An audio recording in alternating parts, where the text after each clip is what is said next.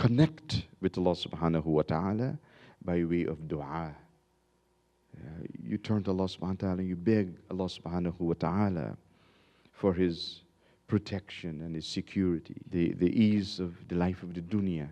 Because the difficulties of the dunya can be a test. And many people give up their faith when they're faced with difficulties of the dunya. It's not easy to be patient in the face of difficulties.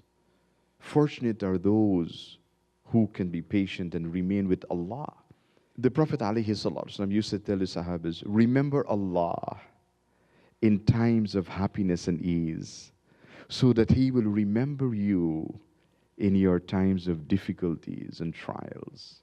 Always remain connected with Allah subhanahu wa ta'ala.